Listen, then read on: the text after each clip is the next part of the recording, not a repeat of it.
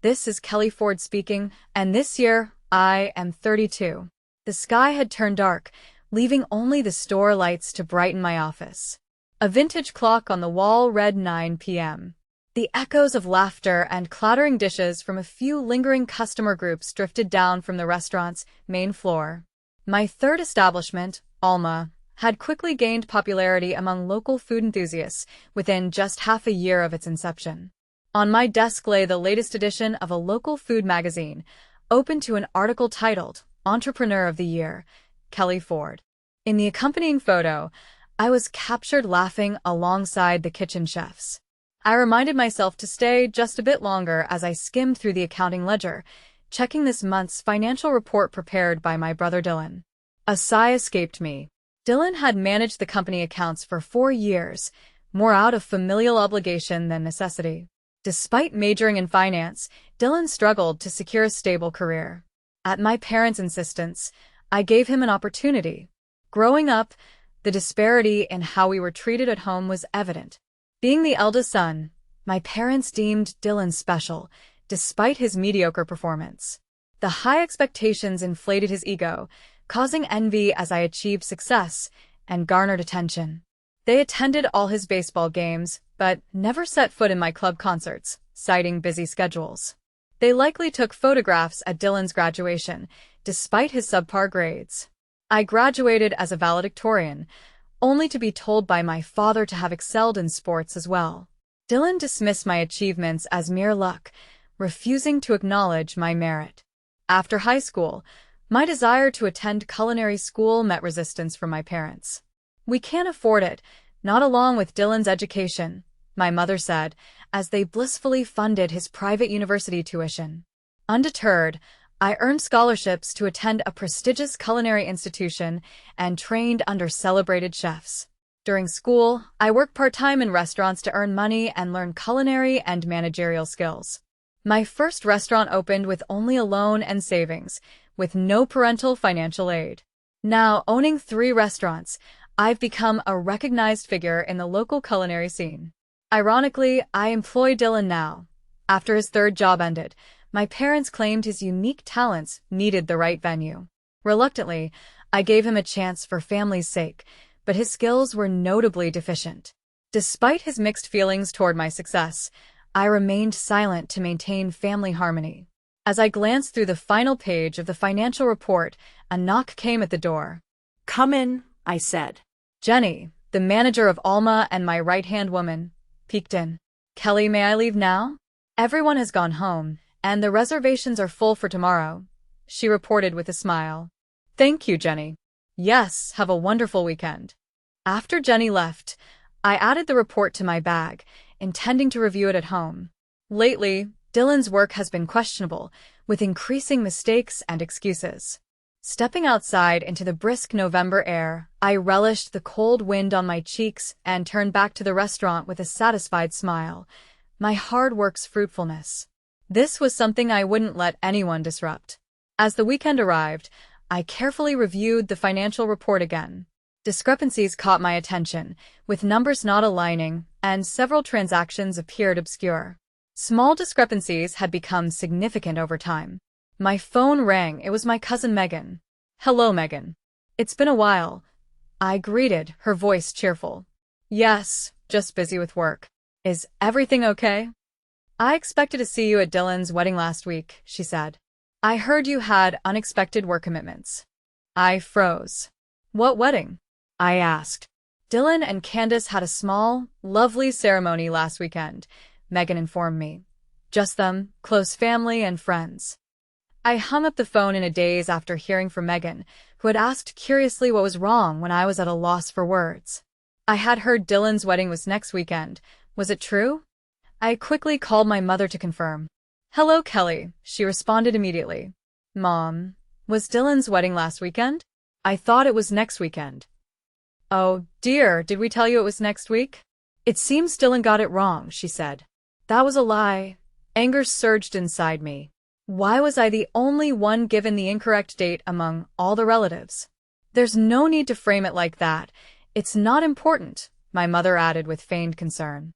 Both my brother and parents must have known, yet they intentionally excluded me. I'll share the photos with you, she continued. Moments later, images flashed on my phone. Dylan and his new wife Candace, surrounded by our smiling parents and relatives, everyone dressed formally in what appeared to be a perfect family portrait, except for my absence. It was lovely, she said coldly. Right.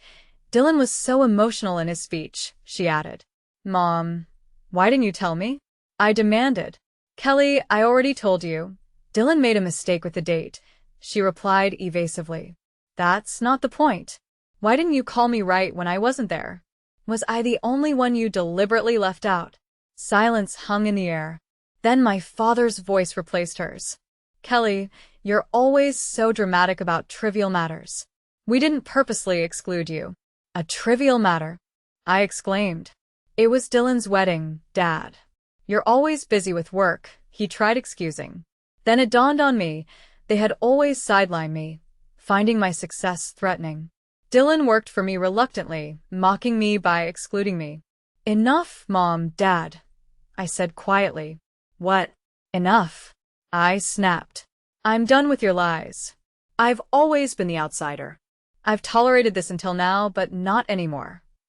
You're overreacting, Kelly. We love you, they protested. Love?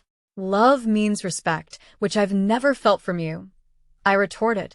My father's voice chilled. You always demand special treatment. Dylan is our first son. Of course we'd celebrate his wedding. He helps us always. Didn't you forget about the funds I sent you? I asked. What are you even saying? Let your mother handle this, he dismissed. The money you send is managed by Dylan for us. Without it, how would we have paid the mortgage?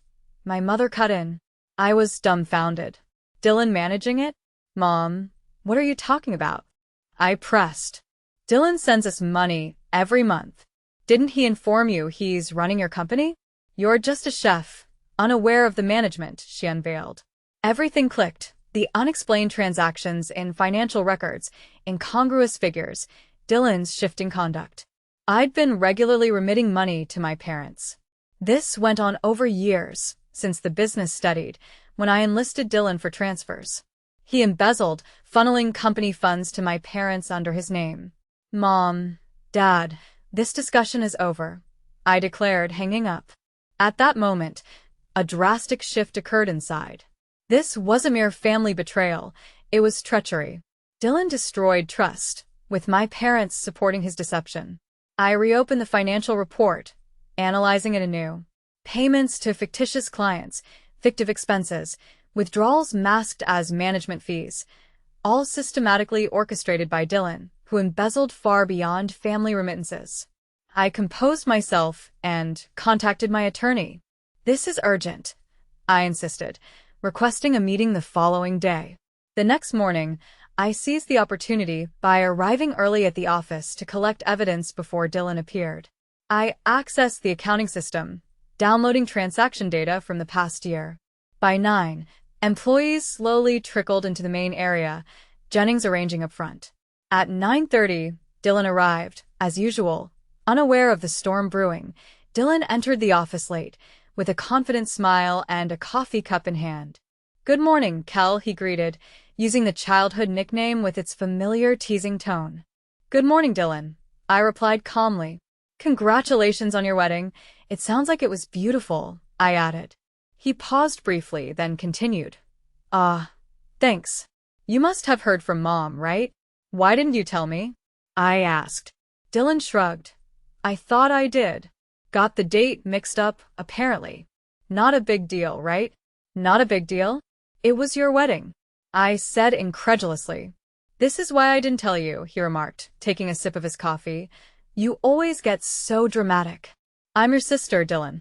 I thought I was part of the family, I replied, trying to suppress my annoyance. Of course you are, he said with a hint of mockery. But honestly, Candace wanted a small celebration, just with people close to us. Close to you? I questioned, feeling slighted. So, I'm not close to you? Dylan searched for excuses. You're always busy with the restaurant, right? I retrieved documents from the desk. I've been busy, but I've noticed something off with the company's finances recently. Dylan's demeanor shifted. What are you talking about? He asked. Since you joined 2 years ago, $500 has been drawn monthly under management fees, I explained. That's just an expense, he stated indifferently. I thought the same, initially. But in the recent months, an unexplained $11,000 has also been withdrawn monthly, I pointed out. The amount is too significant, so I investigated. I continued. Then, there are non-existent consultant fees of $2,000 every month and false receipts. Dylan opened his mouth, then closed it. Mom said you were sending money monthly, I added. You must have been sending the money I should have sent to our parents and claiming it as your own. That's absurd, he raised his voice. I work here. It's part of my compensation. Compensation? Your salary already exceeds market rates, and lately, your contribution has been negligible, I retorted, trying to manage my anger. The funds are for the family. I thought Mom and Dad needed more than what you were providing. Why didn't you speak to me directly? Why lie? I demanded. You don't understand anything. Dylan stood up, frustration visible. Always perfect, Kelly. Always successful. Always right. What have you ever done for the family? You mean hiring me out of pity? He scoffed. I'm not desperate for your pity. But you wanted my money, even if it involved deceit, I accused, observing his face flush. I didn't steal anything, Dylan insisted. You're fired, I said quietly. Pack your belongings and leave now. What? You can't fire me. We're family, he protested. No, I can and I will, I asserted, handing him a document. This is a legal notice. If you do not return the misappropriated funds, I will take legal action. Dylan stared at the paper in disbelief. Are you seriously considering suing me? You've betrayed me, I said firmly. You embezzled from the company, lied to our parents, and excluded me from a pivotal life event. That's not true, he denied, backing towards the door. Leave before I call security. I maintained my calm demeanor. With trembling hands, Dylan clutched the documents. As he reached the exit, he sneered, Perfect Kelly. Forever alone Kelly. Ever wonder why? Because no one wants to be around someone as cold as you. After he left, I sank into the chair, my hands shaking.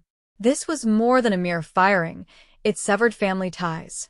Yet, oddly, I felt liberated, no more lies or deceit, no more being confined to recurring expectations and disappointments. I picked up my phone and messaged my lawyer to proceed. That evening, the restaurant was bustling. I stayed at the kitchen longer than usual, cooking alongside the chefs. By engaging my hands and diving into my creative energy, I attempted to soothe the inner chaos. After closing, I shared wine with the remaining staff, listening to their stories. I didn't share the whole truth, merely indicating Dylan left for personal reasons. Arriving home, I noticed an unfamiliar car parked outside, with a figure seated on my front bench. It was Dylan. What are you doing here? As I stepped out of the car, I queried, What are you doing here? Standing up with a face contorted in anger, his eyes ablaze with fury, he exclaimed, Finally back, huh? He crossed his arms, speaking with a commanding attitude. There's nothing left to discuss. I retrieved my keys and made my way to the door. Kelly, he commanded forcefully. You have to listen to me. I halted and turned, questioning. Listen to what? More fabrications, more justifications. Raising his voice, he asserted, It was a mistake, for a debt. You're the one who blew it out of proportion. A debt? I chuckled. Did you embezzle from the company, Dylan? Quiet, he retorted, pointing accusatively. You know nothing. I needed that money for my marriage to Candace. It's only typical for family matters. Then why not confide in me? I asked. I'm your sister. You could have sought assistance openly. Beg you for help, he scoffed. Right, typical you, flaunting your triumphs, mocking me. Our parents had expectations from me. I was supposed to be the one rescuing our family. So, you pilfered my funds, presenting them to our parents as yours? I demanded. Thumping his chest, he claimed, It was within my rights. You employed me, so generous of you. Half of your success is attributed to me. Then why exclude me from your wedding? I probed. In a dismissive gesture, he waved. That again? The ceremony was insignificant. You'd have drawn all the attention, as always during family gatherings. His words, though painful, reflected the truth. At familial events, my achievements were celebrated, and I understood why my parents, and he resented that.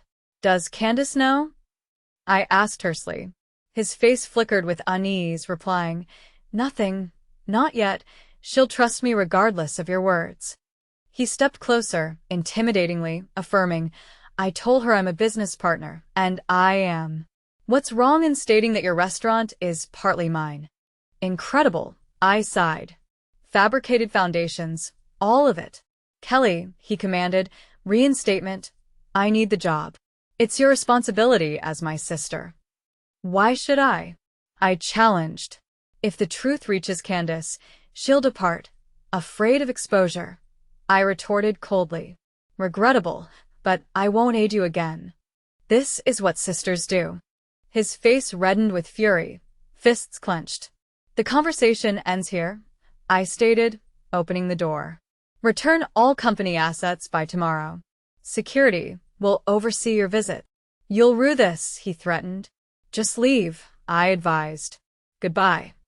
Dylan glared, then kicked the ground in frustration before storming to his car. Family betrayal, he yelled, swinging open the car door.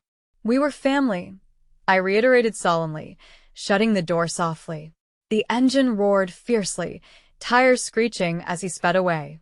The following morning, I sent a succinct message to our parents, explaining Dylan's misappropriation of funds, deceptive claims at the wedding, and my decision to sever family ties. Their silence prevailed. That night, sleep eluded me. I pondered, what constitutes a family? Is it only blood connection, or a relationship founded on trust and respect?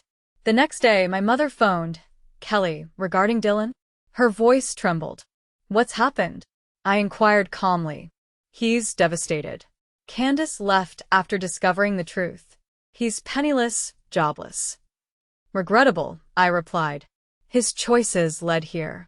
How can you be so indifferent, she accused. He's your brother. Mom.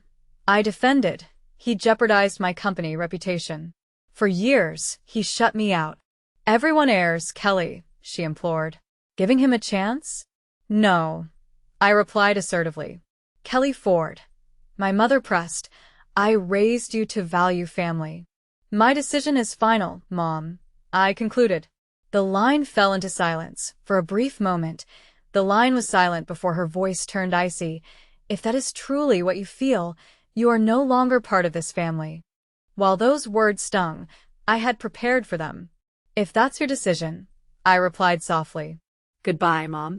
Ending the call brought a surprising sense of relief rather than pain. It felt like I had been liberated from years of unmet family expectations and disappointments. After that conversation, which was our last, I blocked my parents' numbers. With each passing week, my life grew quieter without any communication from them. Though I occasionally thought of my parents, the sting once associated with those memories faded away.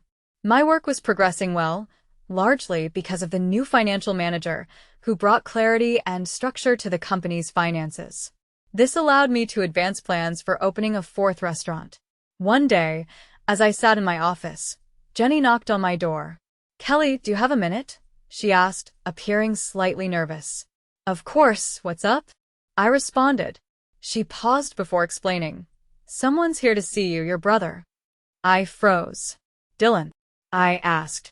Jenny nodded. I'm not sure if I should let him in. Taking a deep breath, I stated. Do you know why he's here? She shook her head. He just mentioned needing to talk to you. I weighed my options. Should I see Dylan? What if he was just seeking another favor? However, rejecting him without listening might not provide closure either. All right. I relented. Send him in. When Dylan entered, he appeared unlike his confident self. He looked worn out. Kelly, he greeted softly. Dylan, I replied calmly. What brings you here? Standing instead of sitting, he replied. I need to talk. I need help. Observing him, I noted how Dylan typically sought me out only when he needed money or a favor. Quietly, he confessed, "Candace left me." "That's unfortunate," I acknowledged. Glancing at the window, he added, "Even Mom and Dad turned their backs on me. Can you believe it? After everything I've done, they don't reach out." "Maybe they're ashamed," I suggested. Dylan continued, "Especially Dad. He read an article about you recently and expressed pride." I didn't respond. He hastily added, "Forget the money. I just need someone who listens. I have a new plan that promises big returns. Let's just let the past be the past and support me." "Dylan," I interrupted, "what is your true intention in coming here?" He exhaled deeply. "Honestly, I want back at work.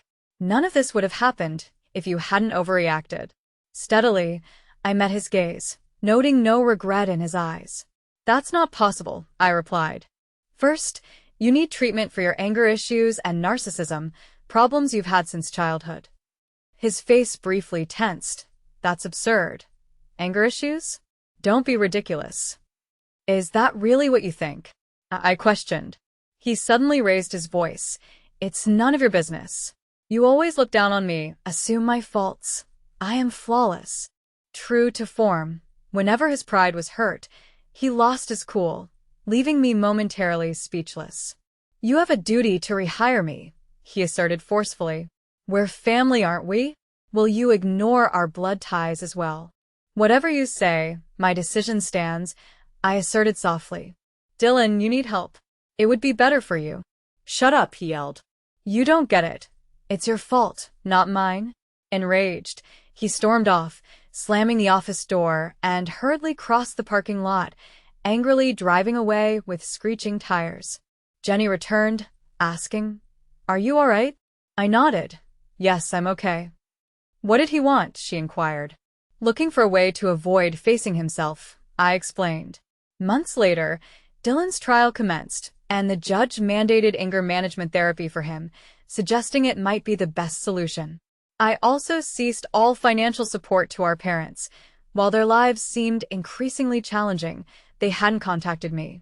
Possibly, as Dylan mentioned, they had begun to see me in another light. Life is fraught with complexity, especially within family. I restarted my car, driving home with a sense that tomorrow promised a new beginning. I felt proud, strong, and committed to forging my own path.